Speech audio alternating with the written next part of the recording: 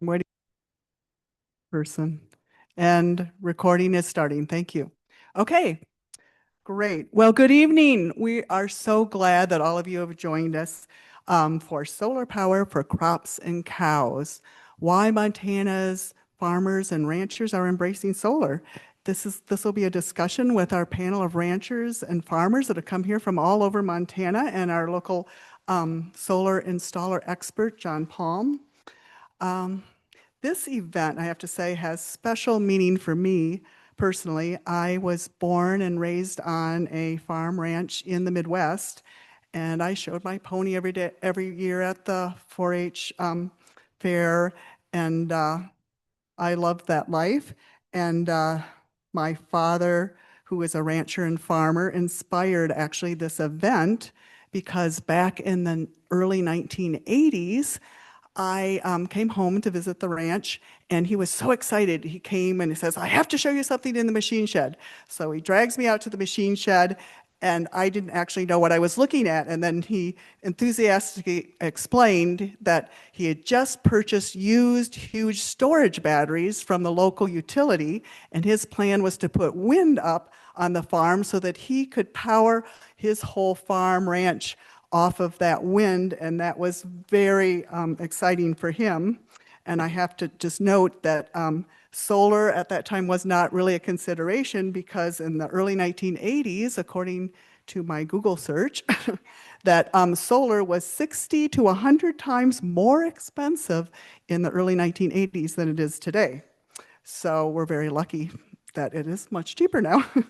So you're probably thinking too that, oh yeah, your dad's probably one of those liberal greenies, but in fact, he was not. He was a very conservative farmer, and he was very active in the Republican Party. So with this inspiration from him, I'm also thrilled to have our wonderful 3 ranchers and 1 farmer from all over Montana, as I said earlier, for our panel discussion, and they will be joined by John Palm, the owner of Bozeman Greenbuild.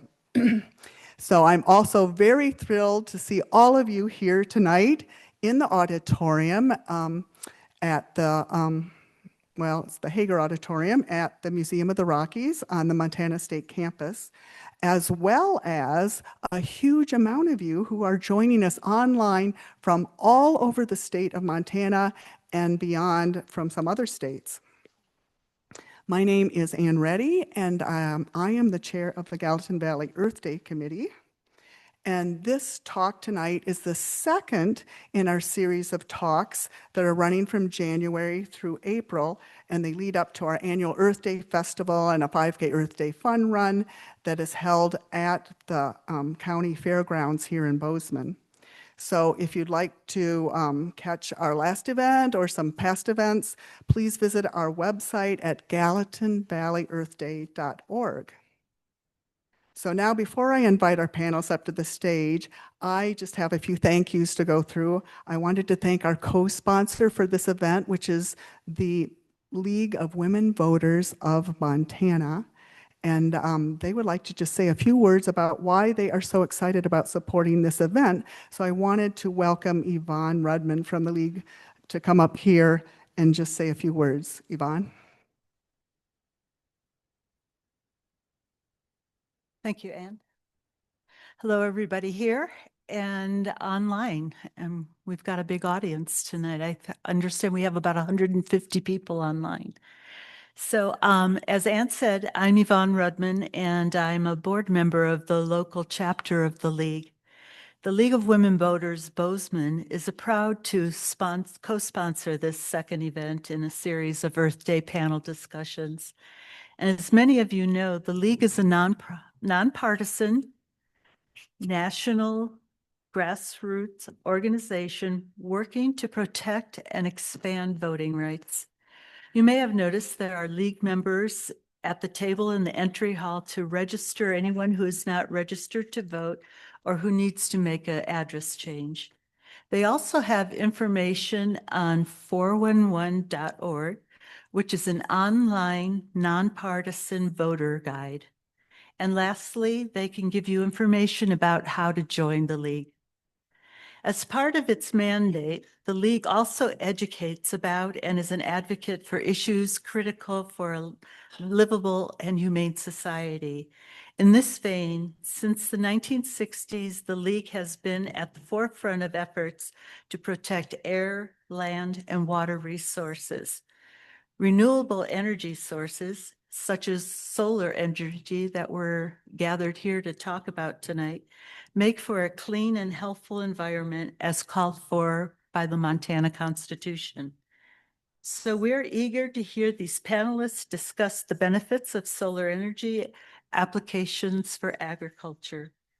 This program is being recorded and will be found on Earth Day and KGVM Radio's websites for reference or for sharing with others who couldn't be with us tonight. So thank you for participating in this Earth Day event, and Anne will now introduce the panel. Thank you, Yvonne. And I just want to thank you once more. Very appreciative of the support we're getting from the League of Women Voters so that we can provide this, this event free to our community. I also wanted to have a few more shout outs before we start with the panel discussion.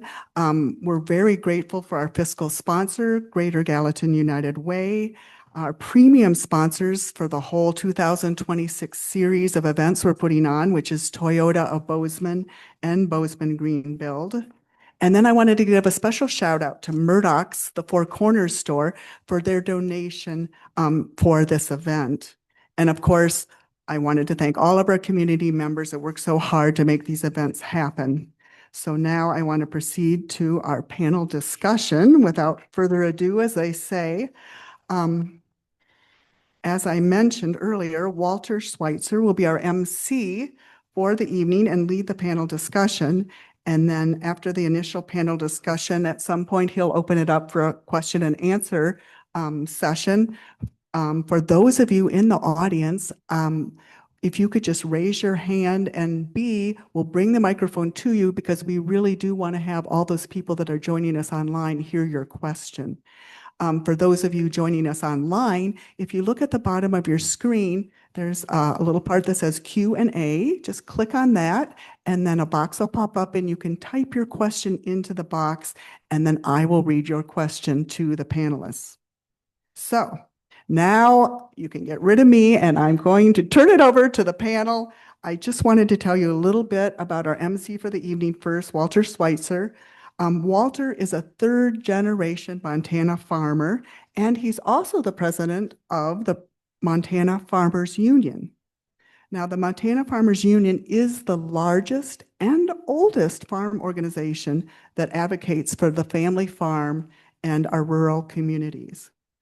Walter has had 3 residential solar systems installed in the last 18 years. 4 years ago, he installed a solar livestock water well pictured up here.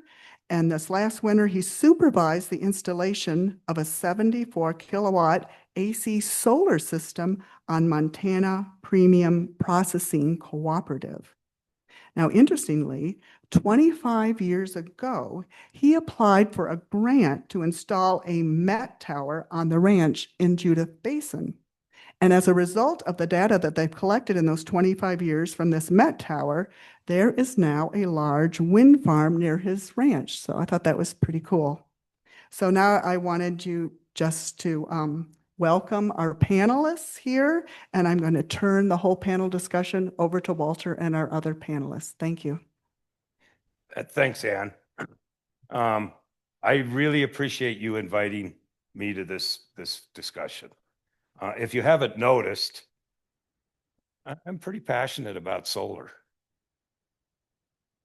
And what she didn't mention is that the latest project that we're going to be working on this year is at Farmers Union. We're partners with North Dakota, South Dakota, Wisconsin, and Minnesota, and we own about $400 million worth of value-added, agricultural value-added businesses.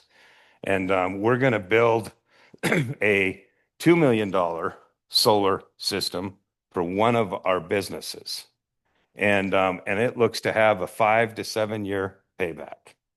Now, I wanted to build a $10 million one. but it was a 5-year fight with the other board members because everyone thinks that solar is bigger and better than it really performs. And that, they believe the BS that is out there spread by the big oil, the utility companies. And so I fought for 5 years to get a project, and I was willing to just go ahead and do this smaller one. It's only about 25% of our utility needs, 20%. But I know it is going to perform so well that they're going to ask themselves, why the hell didn't we do this 10 years ago? And so I am very passionate about solar, and it's worked out very well for me. So real quick, I'd like each one of the panelists to just introduce themselves and tell themselves a little bit. We'll start with Laurie, or we can go with. Go that way. Yeah. I'm Laurie Gaugler, and I live in Judith Gap. I'm a fourth generation rancher there. I live married to my husband, and we have 2 girls, a 10-year-old and a 4-year-old. And I'm also a veterinarian, do primarily beef cattle work. We've had solar for a few years. I think especially in like the ranching scene, solar panels on wells and for livestock waters have become pretty commonplace. But about 3 years ago, we started looking into doing some solar panels at our headquarters to power more than just wells. And we just had that installed by Bozeman Greenbuild in October. So we're pretty new to getting a feel of what it will produce and how much savings we'll have. But we're very excited, even just November, December, January through these winter months, kind of what it's done for us. And I think that's me. So. I'm John, and I have a company called Bozeman Greenbuild that does solar installations.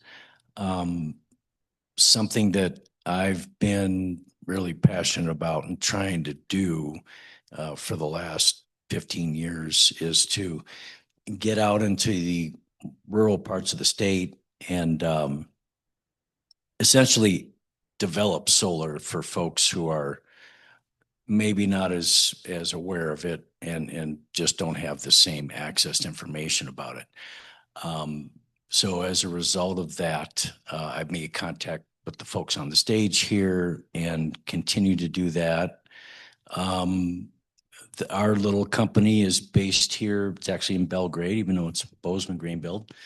And we've been doing the whole range of solar for a long time: schools, churches, the co-housing development, which is about a stone's throw from here. We did a bunch of work on the High Line, doing schools from Valier. I don't know if you guys know where Valier is, but all the way to Glasgow. And that was a great experience because we got to know those communities really well. We taught in the classes, in the classrooms, and also installed solar for them as laboratory systems. So that was great. I think as we go forward with this conversation, we'll all have some more opportunities to really dig into what the point is. Walt already hit on it a little bit. It's that it has such a great financial return, even though it's a long-term investment, that it just makes sense. So I'm really looking forward to that conversation. Hello, I'm John Wicks. I'm an organic grain and pulse farmer in north central Montana in southern Liberty County. And I've been operating the family farm for just around 20 years. About 10 years ago, family farms have been struggling. So I was looking to different ways to kind of keep our family farm going. And I found organic, and through that research and all the learning that I had there, I learned about farming practices and how agriculture can be, a change in what's right for the environment and helping us on that path. And that kind of led me to the solar, and looked at the REAP grant and kind of fell into it and talked to other organic producers and just kind of fell in love with the project. And being organic and investing in solar are some of the things that have just helped our family farm continue on. So I'm looking forward to diving into that. Thank you. I'm Jennifer Saunders. My grandparents homesteaded, my mother's parents out of Big Sandy, and my father's parents north of Belgrade. My dad was raised on 16, and I grew up on a ranch south of Bozeman. If you know the two cattle guards, once you turn up Highlight Canyon, that's where I grew up. My husband and I began working on ranches, and he was the cattle foreman on the N-Bar Ranch in central Montana. It's a large Angus ranch, and he learned about embryo production there. And we left the ranch and bought our own property, and had a donor center for embryo cattle, and that's how we paid for that property. I worked in extension for 25 years with the 4-H program, and I'm now a county commissioner. So I've made a large circle, but my passion is production agriculture. And I know it is the center, especially in central Montana, but in Montana, of our economy, and we feed the world.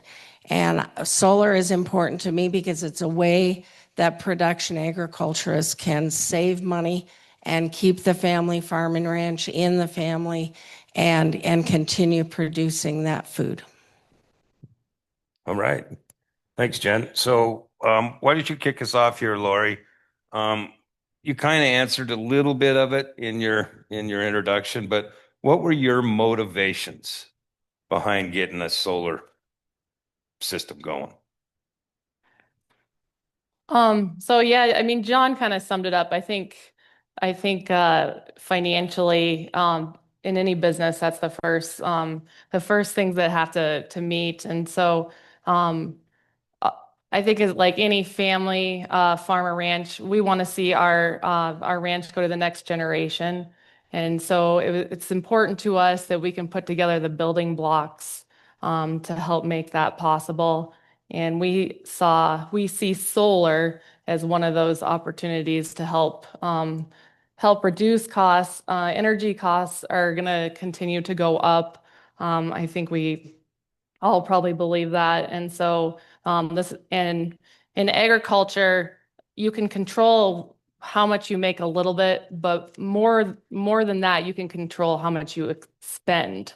And I think when you can reduce spending, that's the key to being profitable and sustainable for the long haul. That was well said. Is there anyone else want to add to that on your motivation for doing this? Yeah, one of my big motivations was just looking at the stewardship of the land and the environment. And that's just something, the more I learned about the farming practices I was doing, organic farming, I started paying more attention at, things that I could do to reduce my carbon footprint, help things along. So it really started with stewardship and setting an example in the community, encouraging other people to try and do the same things. And then really, once you get into it and you look at the different savings that you have, you show that it's a good financial decision as well. And when you can show that you care about, the world around you, and, you rely on the weather, you need, the environment to work for you, and then showing that those decisions are also good financial decisions, really helps lead the way in that. So I've just been pretty excited to share that experience with other people. Have anything to add to that? All right. So Jen, tell us how you learned about solar. So we have a really active, it's a Central Montana Natural Resource Council in our area, and they were hosting, Fred and I had raised our 2 children in a small single wide trailer, because when you're raising kids, you can't afford a new house. So finally, after our kids left home, we were able to save enough money to bring in a modular home. And when we did that and we're really wanting to make improvements, we were really interested in solar to power the house and the shop and our barn, and water resources also right around the house. And so I attended some tours and seminars that our resource council hosted, and really looked into different options and types of solar through them. And they provided a lot of help and support to us all the way through the process. And so that's where we learned about it. And since then, just Central Montana, I was saying, you know, your audience here doesn't seem huge, but if I knew that in Central Montana I had online people watching of 150 people, that's a lot of people in rural Montana. And so with just people that go by our place and see our solar system and stop in to visit, we've been able to educate several of our neighbors that have also then installed solar and referred them to the Resource Council as a really good way to get information and learn about how the project works and the grants that are available and the tax rebates. Nice. How about you, John? How'd you learn about it? So I learned about solar from a fellow producer that in Fort Benton area that had gone through the REAP grant and kind of was telling me about it. So I started looking into it a little bit and kind of asking questions with peers. And I asked Walt about the REAP grant and installing solar, and he's like, "Well, yeah, that's great. I've done that already."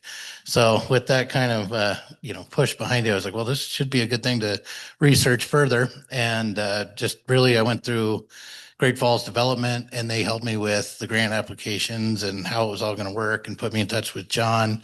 And from there, it just kind of fell together pretty seamlessly. And I was really excited about the project, and I'm still excited about it today. I'd go bigger down the road. So. All right. How about Laurie? You're going to get your chance, John. So, You don't need. I think for us, like word of mouth is just huge on hearing, I don't know that we want to be the forerunners always on things. I appreciate people that are, especially on expensive projects, but word of mouth and talking to people who have done it. And that's one thing I'm lucky. I get to go to a lot of people's places as a large animal vet. So I get to see improvements and things they're excited about, and get the opportunity to visit with them about their projects. And that was one thing I saw some neighbors had, and they were really proud of it and excited about the savings they had. And from there, we reached out to the Central Montana Resource Council, and they were helpful at just kind of pointing us where to go. And that's how we got connected up with Bozeman Greenbuild. So tell me, is it performing like you hoped financially? So we're just so our system was installed in October, and so we've been on November, December, January. Those are the 3 months that we've seen. And so our normal bills at our headquarters were about between 400 and 500. And in November and December, after installing the solar panel, was $4 per month. And then January was up to like almost 200, but we had already banked some energy in November, and we're probably running out of that. We are out of that banked energy, so it's going to be reduced for a few months, but we're hoping to bank up a lot more this summer since we did so well in November. Is it paying for you, John? Yeah, so I had a 10 kilowatt system installed I think we finished it in the fall of 2020. And the payoff was, we figured it about 7.5 years. And I think we're on track to pay it off this year or next year. I haven't kept total track of it, but our bills like in January or something for the whole farm would, be $700, $600 a month. And we've cut that in half with, 2 houses and 2 shops kind of heated throughout. So it's been a really good return on our investment. We're really happy with it. And that's an investment that's going to be there for 25, 30 years. Yeah. And so in another year or two, you're going to be banking that money you used to pay the utility company, huh?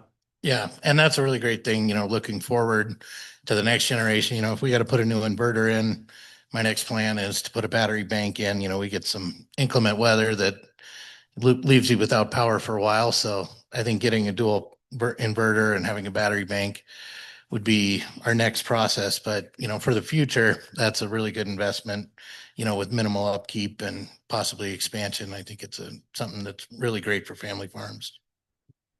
How about you, Jen? Is it working out like you hope?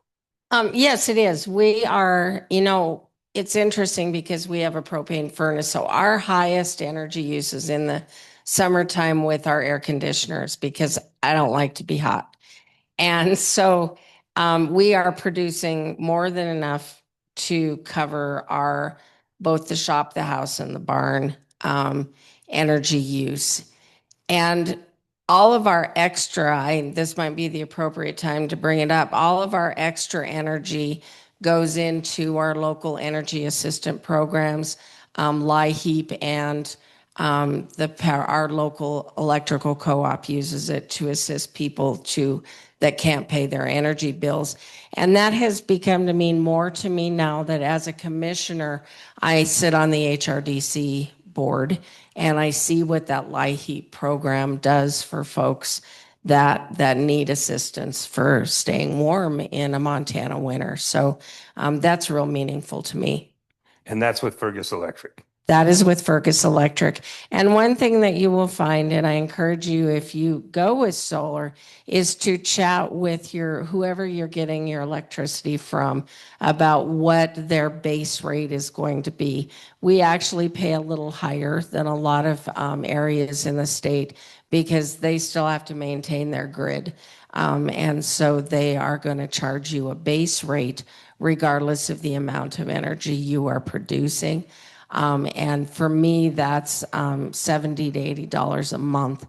But I know others throughout the state that are significantly less than that. So that is something you will want to look into. Now, Fergus Electric isn't bound by your contract to do that.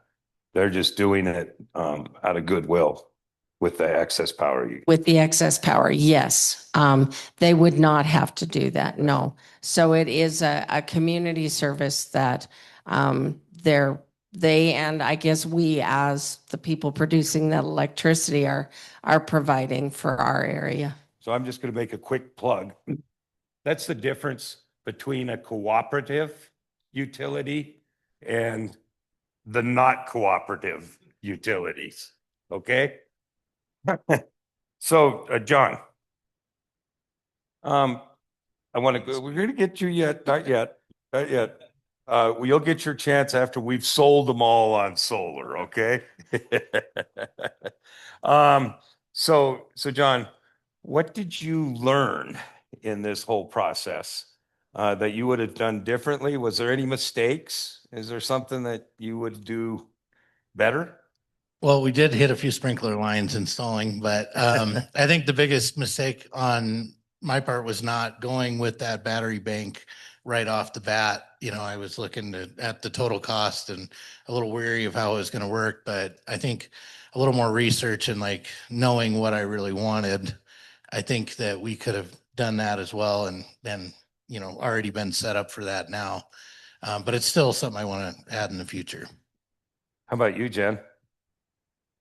We would be interested in, and at the time we installed ours and the folks that we toured their places, those that had battery banks at that time recommended that we wait until some technology changed with those batteries to install them. But we are set up that we can add those.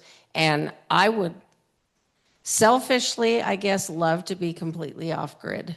I won't be making that contribution anymore, but it is an option for us and something we'd definitely be interested in.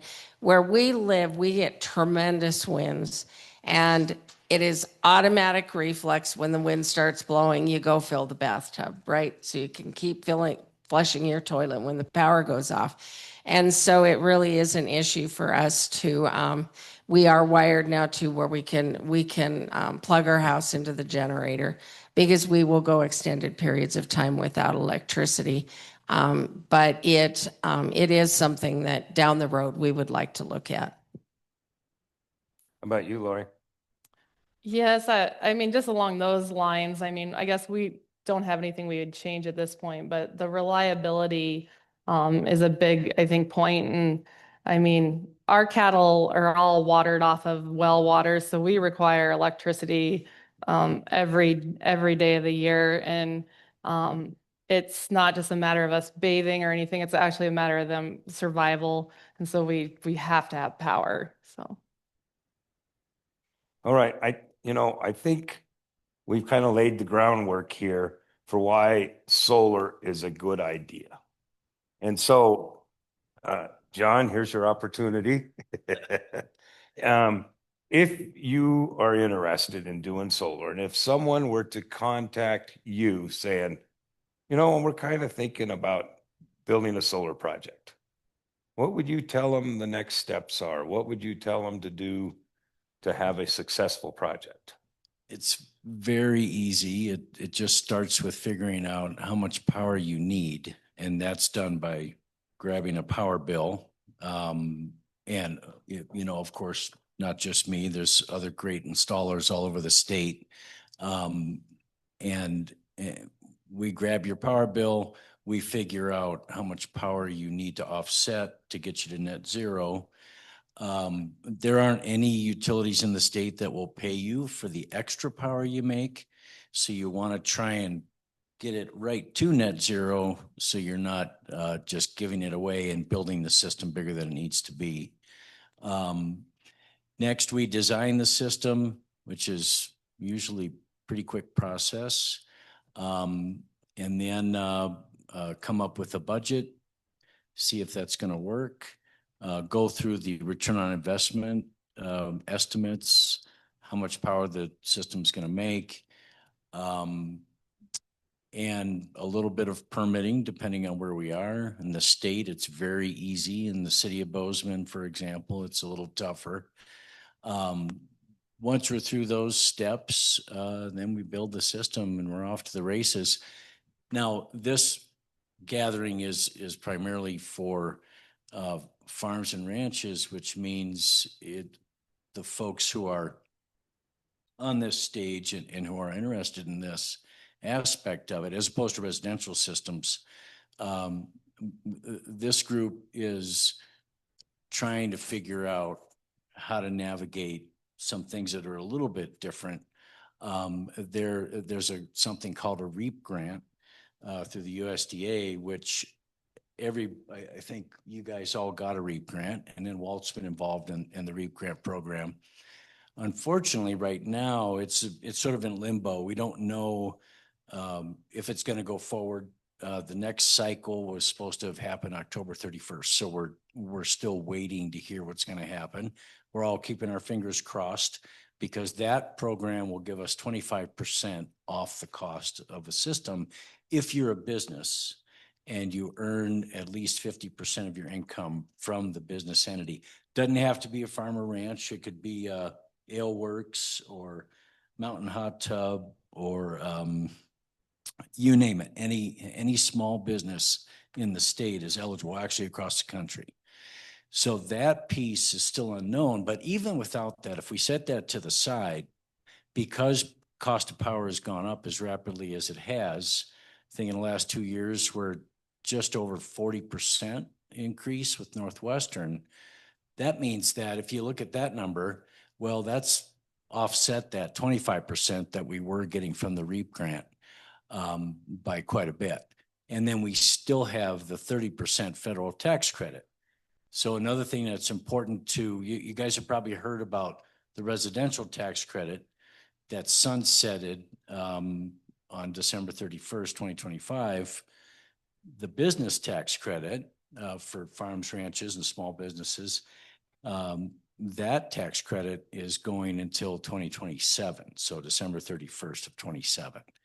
So that is very, 30% is a lot of, a large percentage of the cost. So we're actively encouraging folks or business owners to look at that and try and take advantage of it if they can before that goes away. So we've got about 2 years for that.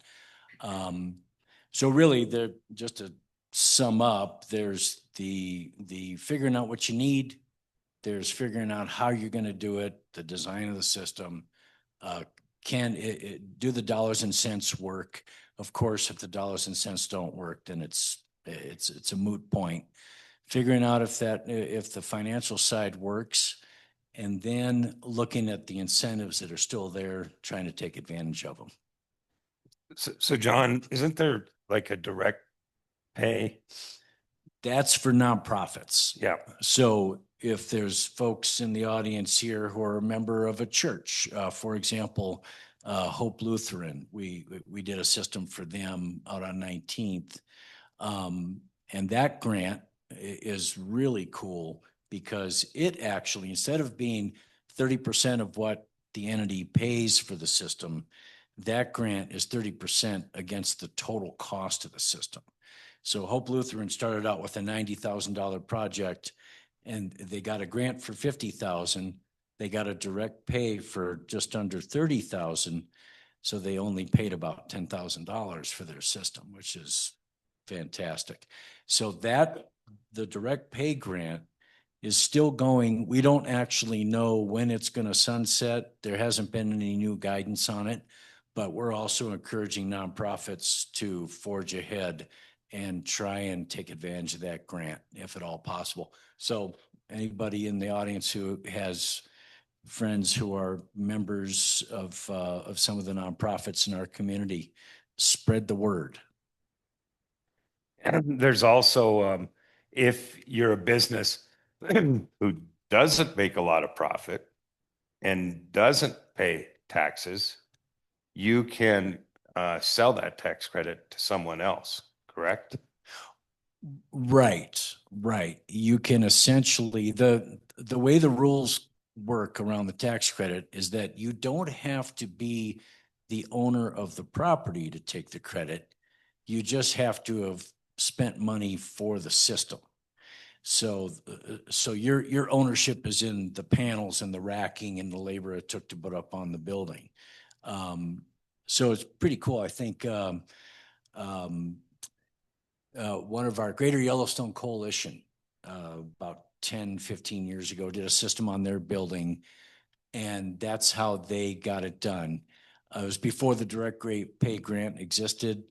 There were other grant opportunities that weren't there for them, so they had a donor step up and buy the system, and that donor first took the tax credit and then took the deduction for the charitable deduction to Greater Yellowstone.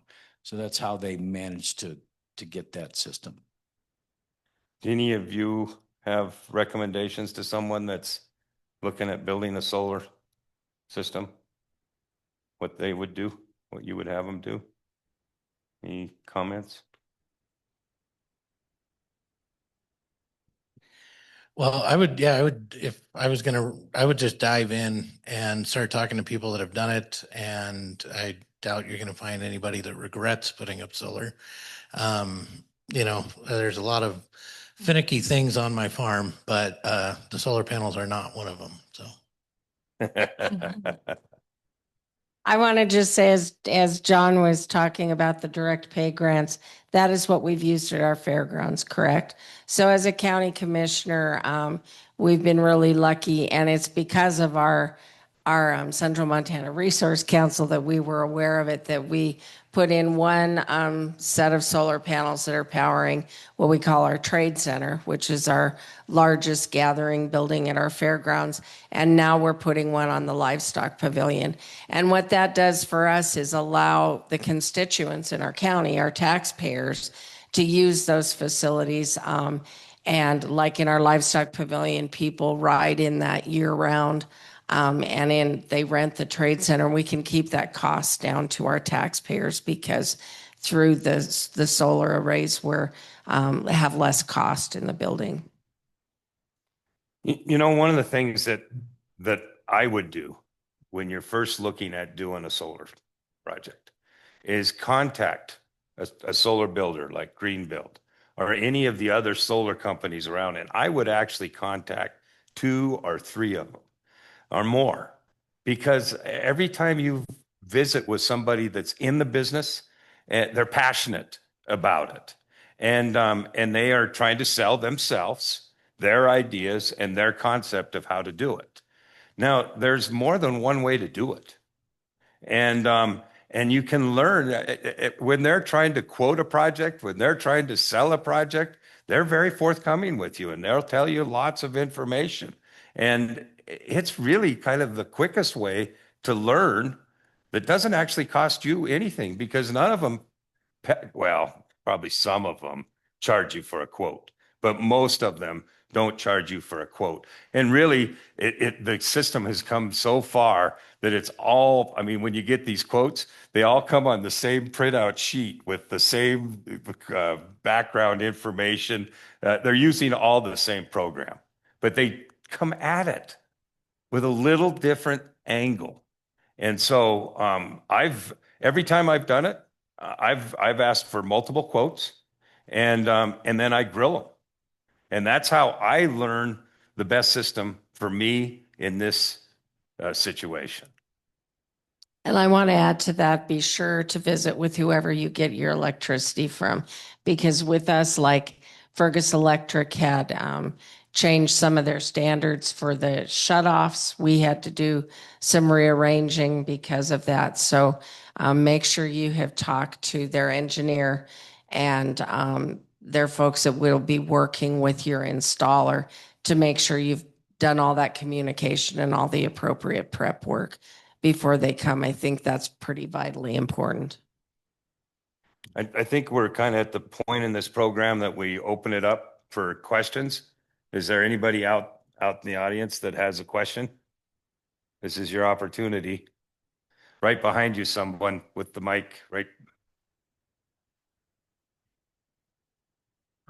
Thank you. Thanks for being here tonight. I have 2 questions. One is there any pathway to, I mean, ranches and farms have land and rooftops suitable for solar panels. Is there any pathway to allowing solar energy to be a commodity to help with the income for ranches? And then my other question is, have you found it useful to use solar panels in places where that would be of value to conserve water and use the natural shade of the solar panel, either over irrigation canals or for shade tolerant plants, that type of thing, crops? I can address that. Most ranches are not allowing cattle into a riparian area anymore to water. So your water tanks are up out of that riparian area. And you do have to pump water in almost all cases for cattle.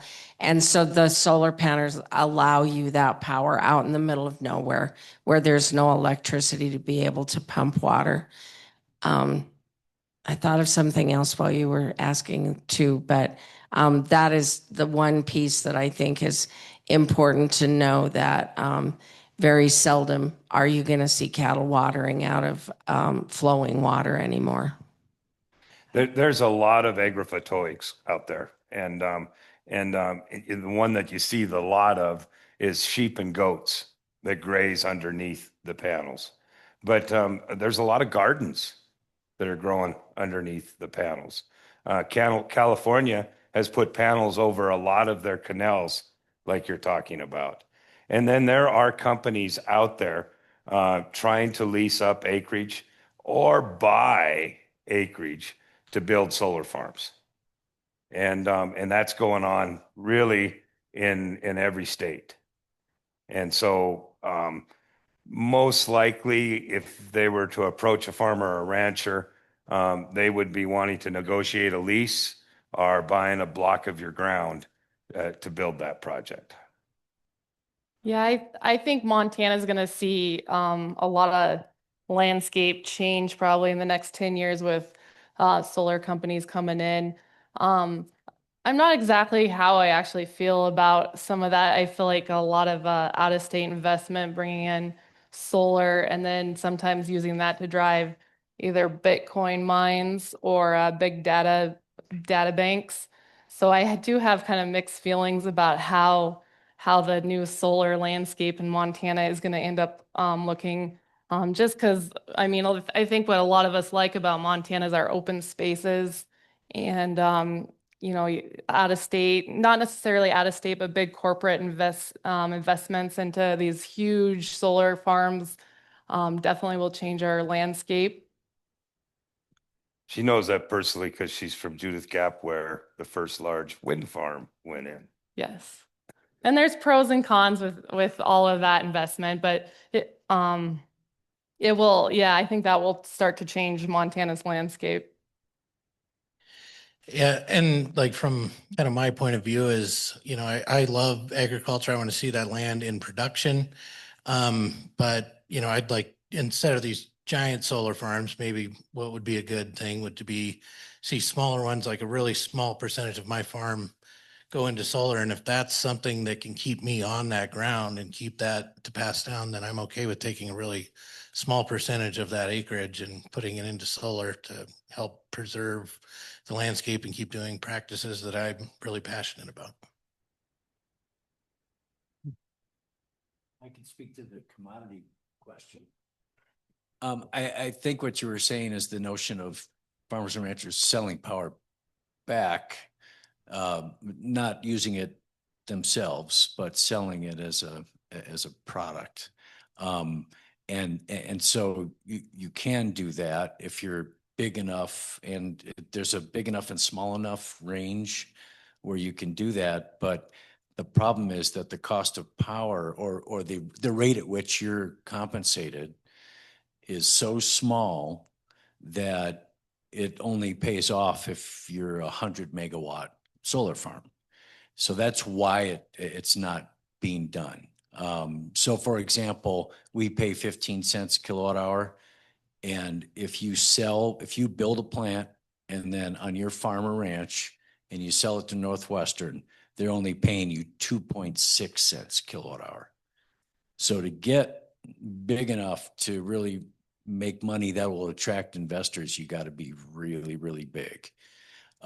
So the idea of distributed energy is really cool because we still have all these roofs, shops and barns, not even as in John's case going on the ground or Laurie's. I mean, we've got all this rooftop real estate that is just perfectly suited for offsetting the power on the place. About 25 kilowatts is sort of the sweet spot. And most barns, it turns out, can hold about that much solar panel. So, and when you do that, because of our great net metering rules in Montana, which are 1-to-1, you get the full value of that 15 cents per kilowatt as you use it on your own place.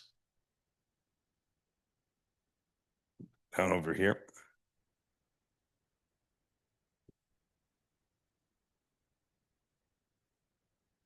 Thanks for coming tonight. There you go.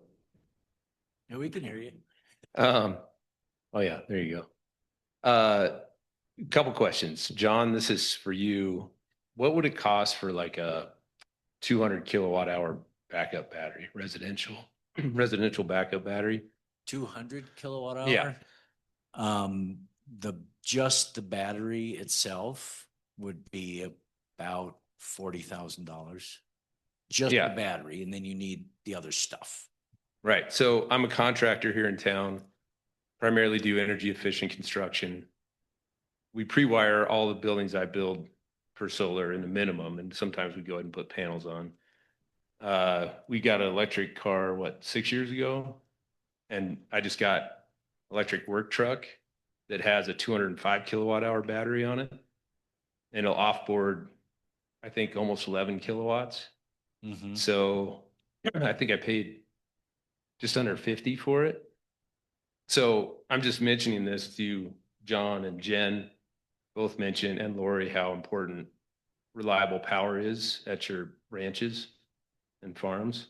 So it's a really good way to get reliable power. I haven't hooked it up at our house yet to make the connection where I can power our house, but we have pretty reliable power here. But I understand if winds pick up, you got to have power to get water out to your animals. So I'm just bringing that up because it's a very good value for the battery and inverters and also do truck things, which you need at your ranches, you know. So I'm just bringing that up. And then John, this is a question for you.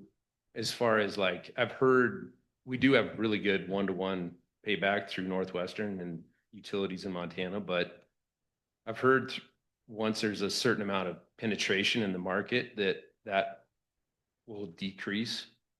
What are your thoughts on that? Can you speak to that? Sure. I mean, we don't know what's going to happen because it's all up to the legislature and the Public Service Commission.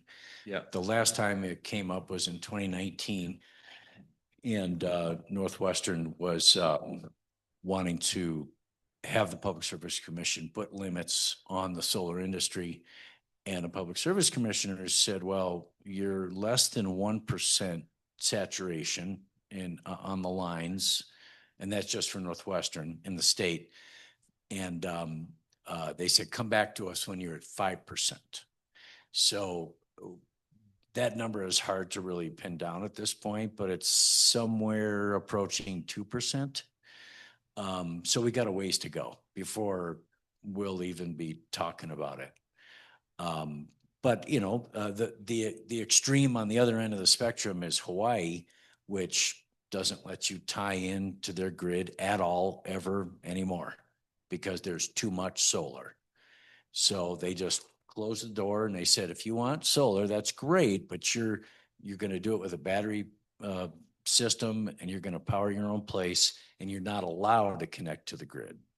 So that's the other extreme. But yeah, we're probably, I don't know, 5 to 10 years away from the point at which the Public Service Commission is going to listen to Northwestern Energy complaining about it.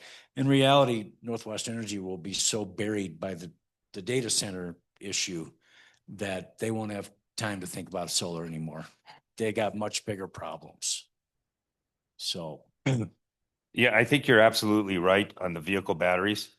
And up until just a couple of years ago, there were regulations against allowing the vehicle battery to be a backup battery to the home, but that was lifted. And I think within the next 5 years, every new vehicle will go both ways, and it will be the backup battery for many of these homes. And the other thing that's really nice about it is the peak power.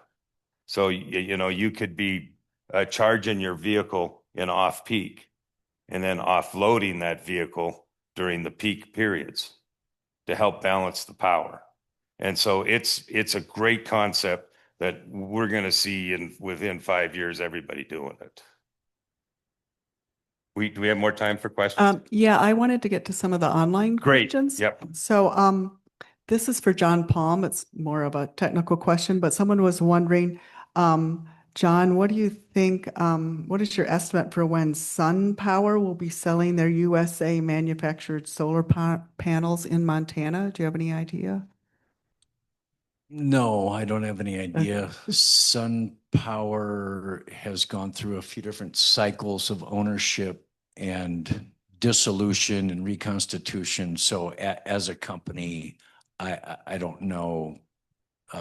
You know, big investors know those answers. I really don't know where they're going to shake out. Okay, great.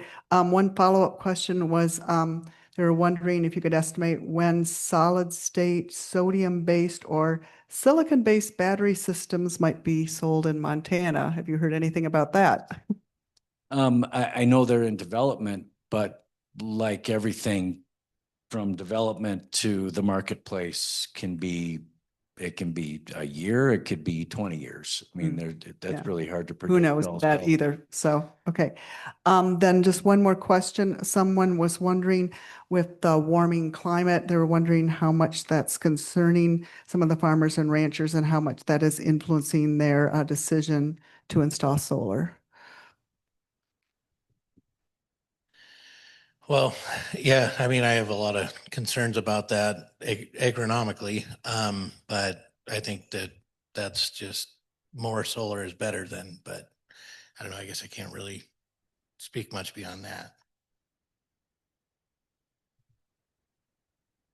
I guess I've spent a few too many 30 below days lately to to be too terribly concerned about it. I think more than anything, in agriculture we really have to be concerned about is our water resources and making sure we're taking care of them and preserving them and looking at some of the water rights issues that are going on is probably more of an environmental concern for me. I was just gonna say, I think we have to be, one key to our success as farmers and ranchers, we have to be adaptive. I think we have to look back at, our past and history and know what things work, but we have to be ready to adapt. And, changing whether it's farming practices or grazing practices, and just incorporating some diversity in our operation and being adaptive will be the key to future in a lot of different respects. I think I'm a young farmer, all right? I haven't been farming that long. But our climate, it has changed. And I don't care how or why or who to blame, but it has changed. The last 3 months have been incredibly warm. I had to cancel ski trips. Yeah, right. And so there hasn't been many December, Januaries where we had virtually no snow and 60-degree weather in my lifetime. And so you have to plan for resiliency because we're going to be facing extremes. There's no question about it. And so you need to plan for resiliency. And the more that you can set up your operation like Laurie's doing, that doesn't depend on the grid to water your cows, is critically important. The more practices that you can do to improve your soil health so that it'll hold more moisture and then absorb those big rainfalls so that it'll infiltrate more. An unhealthy soil allows moisture to run off and it doesn't hold that moisture. So any practice that you can do to have healthier soils is critically important. And anything you can do to your operation to be more resilient is critically important. And for a little bit from my extension background, I was in one of the extension offices in the state that had managed to preserve all of their records from the early 1900s. And in the old days, the extension agents took pictures. And there were, during the dirty 30s, there were drifts of soil in all of the fence lines. And the one thing that I really admire about production agriculturists is they learn. In 4-H, we learn by doing, right? So those soil practices have improved.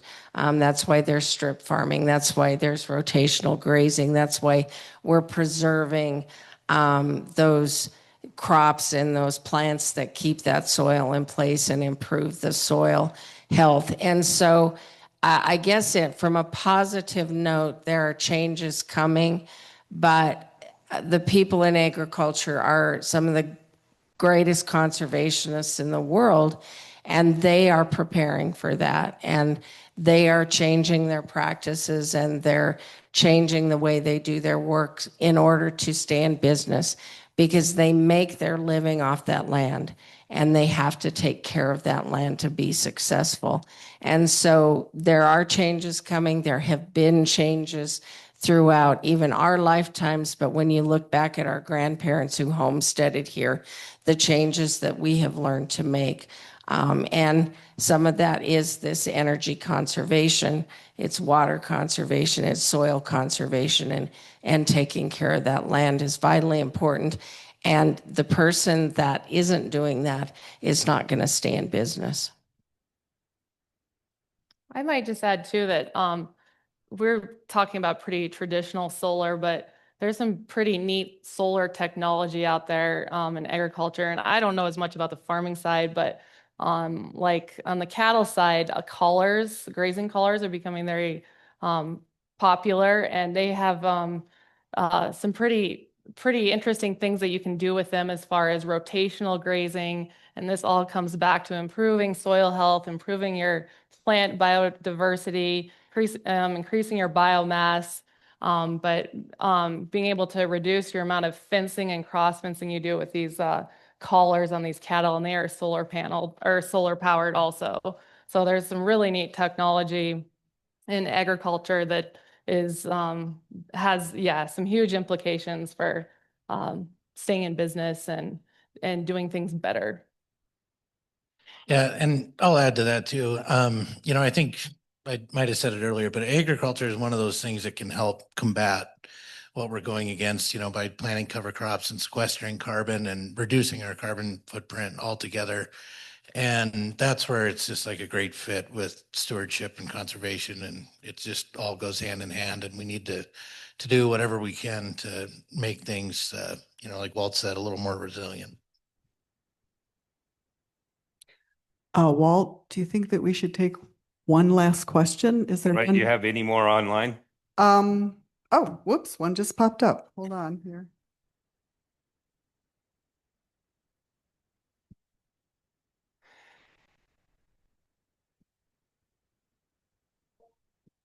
Oh, do you have one there? Okay, go ahead while I'm trying to read through the last few here. So.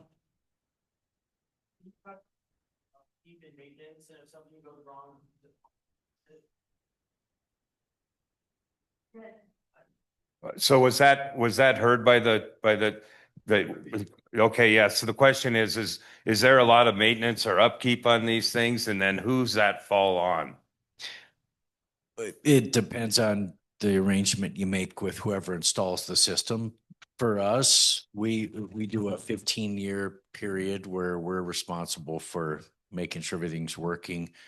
If things break, then we deal with getting them replaced, even if it's a warranty from the manufacturer. But thankfully, there isn't much to go wrong. They're very simple technology. It's plug and play for the most part. The biggest thing is making sure that the racking and the attachments are done right so that roofs don't leak and things don't blow away in a strong wind. But yeah, very, very easy to maintain. There's really not much for the owner to do. Other than occasionally make sure they're not building up with a lot of dirt and dust and just give them a good wash. But other than that, they're pretty, they're sort of on autopilot, I guess you could say. Does that answer your question? One last question or comment here. Someone was commenting that they had solar installed, but it turned out that the company that installed it, not you, John, did not provide good service when something went wrong with the system. So they wanted just to point that out, that when you're interviewing an installer, you should ask that question. Maybe you have a comment about that, John.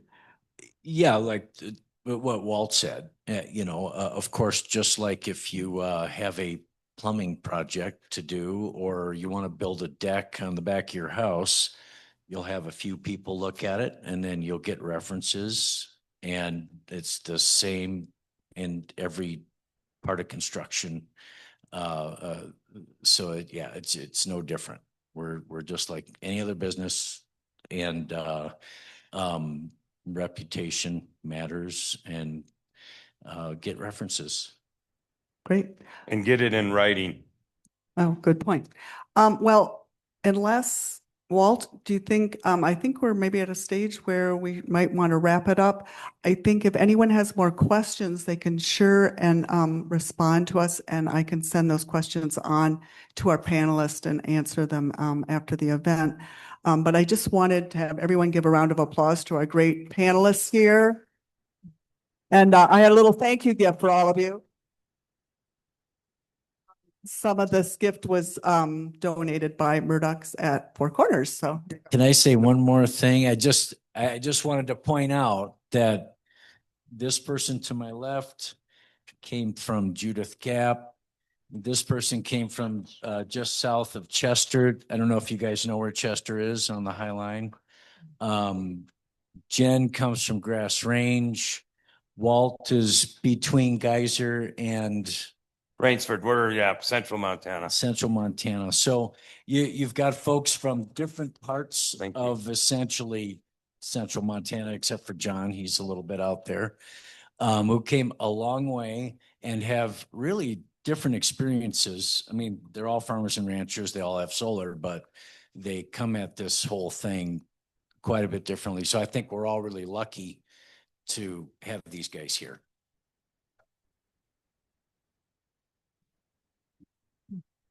Thank you again so much. We really deeply appreciate you taking the time and effort to come to Bozeman here and be on this great panel.